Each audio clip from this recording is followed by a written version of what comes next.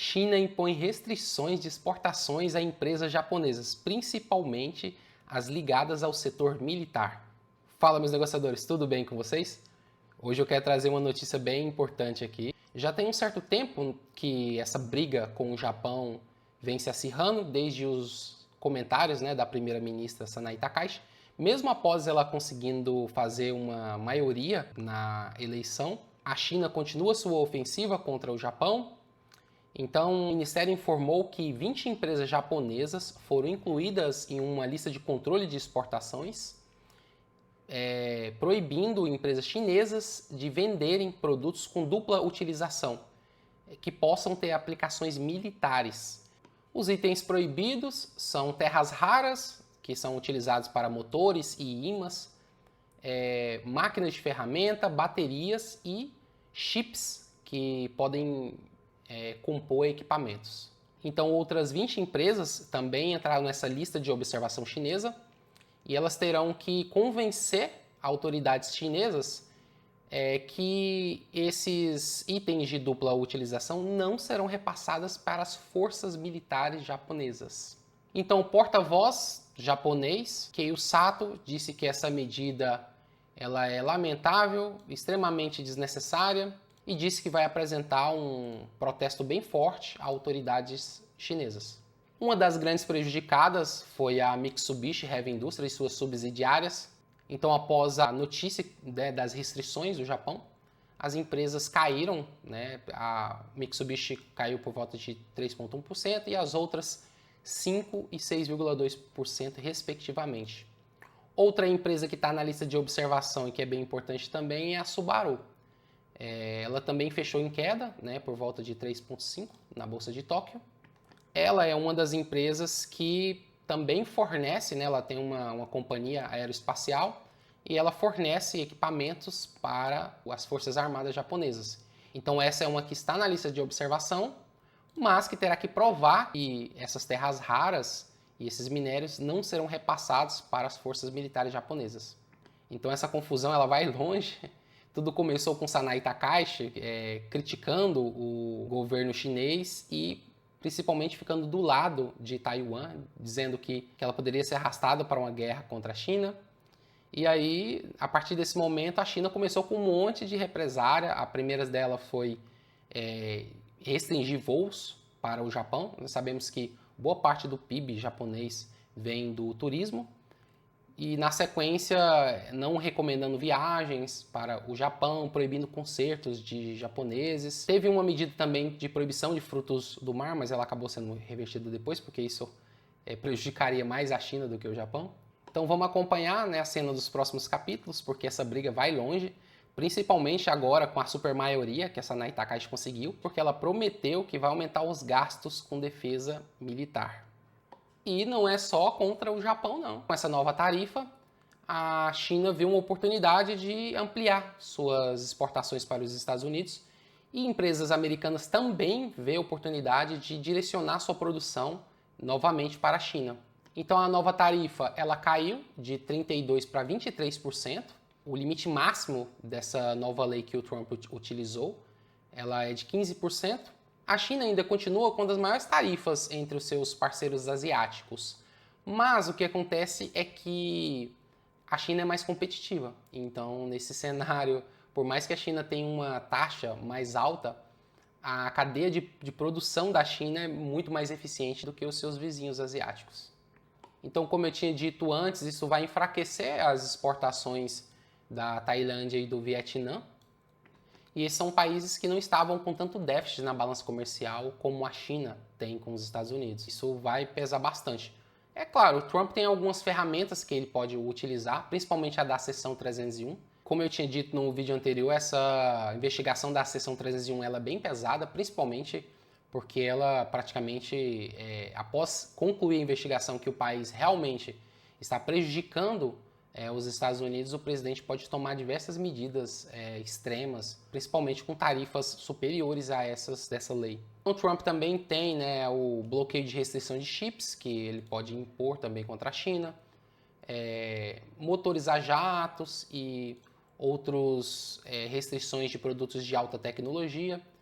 e isso dificultaria, principalmente se a China não cumprir a sua parte no acordo. E principalmente, essa seção 301 ela vai investigar se Pequim também cumpriu os acordos feitos na primeira administração Trump. Então, logo mais terá uma reunião das autoridades chinesas, do Trump com a China, dia 31 de março, e a China basicamente chega mais confortável para essa negociação, já que agora as tarifas estão menores, ela está mais competitiva, e a China também planeja, segundo algumas fontes, retaliar as próximas tarifas. Então, a China, de certa forma, chega para essa mesa de negociação mais forte, está batendo de frente com o Japão e também está querendo bater de frente com os Estados Unidos. Apesar que contra os Estados Unidos, a questão da seção 301 ela é bem forte e isso pode complicar as coisas e possivelmente pode ser que teremos uma nova guerra comercial 3.0 e isso é bem ruim para ativos de risco. E como já era previsto, a FedEx entrou com uma ação judicial nos Estados Unidos requerendo a restituição das tarifas cobradas. Então, diversas empresas entraram com o processo, e temos a Costco, várias outras empresas aqui, Kawasaki Motors, que também entraram com processos semelhantes para a restituição dessa tarifa, que na verdade é um imposto, né? Basicamente é igual aqui no Brasil, que a taxa quem paga é a empresa, não é o consumidor, a taxa das blusinhas. Lá é a mesma coisa, a tarifa quem paga são os americanos e as empresas americanas. Não tem diferença nenhuma. Então, o que eles falam, né, que a FedEx trabalha nessa parte de desembaraço aduaneiro e que ela que é responsável, né, por recolher essas tarifas e que isso também prejudicou a empresa, né, porque eles tiveram uma queda, né, dos voos para a Ásia por volta de 25% no último ano e diminuiu a capacidade para essa mesma região em 35%. E para a gente entender um pouquinho do impacto dessas tarifas, até meados de dezembro, a alfândega americana e a proteção de fronteira arrecadaram 133 bilhões de dólares em tarifas e que agora foi tornado ilegal pela Suprema Corte. A FedEx era uma também das responsáveis que cobrava diretamente dos clientes, igual aqui os Correios, é a mesma coisa, e também das empresas, e ela disse que vai parar de cobrar essa tarifa da IEPA, né, que é de proteção nacional, dia 24 à meia-noite. E aqui temos uma visão geral, né, do Goldman Sachs, que ele trouxe o rebalanceamento das tarifas, quem são os perdedores e quem são os ganhadores. Tanto o Brasil como a China tinham uma taxa bem superior e, junto com a China, teremos uma tarifa bem reduzida.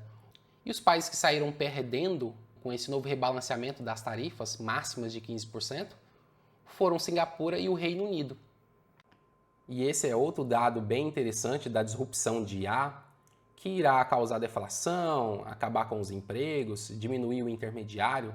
Então essa mudança, né, drástica aqui. A partir do dia da libertação, os investidores institucionais, os hedge funds, migraram massivamente para os setores de semicondutores e simplesmente saíram dos setores de software. Então é uma mudança, né, basicamente de átomo para elétrons. Isso está prejudicando muitas empresas de softwares, porque a grande questão da disrupção de IA é que ela vai tornar esses modelos, né, dessas empresas de software, de front-end, que trabalham basicamente com software para empresas, irá tornar bem obsoleto esses softwares, porque, por exemplo, o cloud, os próprios desenvolvedores do modelo do cloud, da Anthropic, diz que o próprio software está se programando. Os programadores do cloud só verificam os códigos. Então, apesar de não termos essa disrupção não ser imediata, é provável que ela aconteça em um futuro próximo. E uma das empresas consideradas sólidas e que está ganhando um nome de anti-IA é a Apple. A Apple está tendo uma performance bem positiva.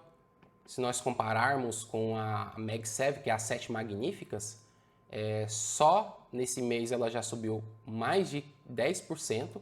E ela está com um acumulado no ano de 7% contra a 7 Magnífica.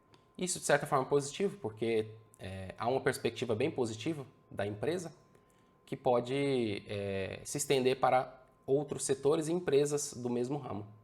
E agora vamos falar dele, né? Nossa moedinha dourada, nossa moeda física dourada. O preço do ouro continua subindo em contraste com a venda dos especuladores. Então, no relatório da CFTC, o relatório COT, as posições dos não comerciais, ou seja, dos especuladores, hedge funds, etc., estão diminuindo. Então sabemos que grande parte dessa alta aqui, como eu mostrei no vídeo anterior, é basicamente sustentada por investidores de varejo. Lembrando que no vídeo anterior também eu disse da restituição do imposto. Então dá uma olhadinha no vídeo anterior para você ver algumas questões mais específicas sobre a análise.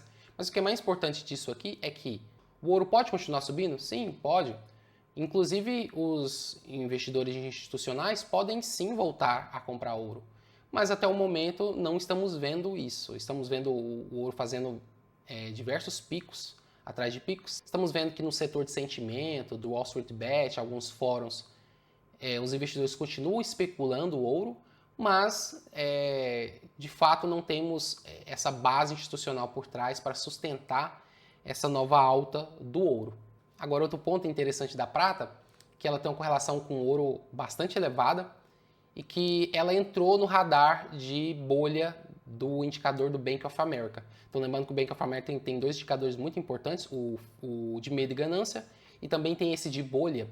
E a prata acabou de entrar nesse hall abaixo de 0,8 de bolha. Podemos ver que o Bitcoin ele deu uma afastada para cá, né?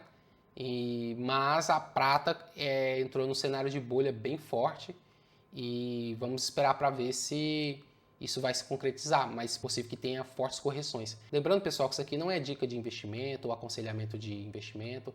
Faça suas próprias análises, tome suas próprias decisões. E para finalizar, deixo com vocês aqui um artigo bem interessante do Louis Enslow sobre essa batalha dos seres humanos com os robôs há quase 100 anos. Então ele traz uma breve história sobre toda essa briga, né, dos seres humanos com a revolução das máquinas, artigos, né, da época que falavam que as máquinas iriam engolir as pessoas, ia transformar elas em linguiça.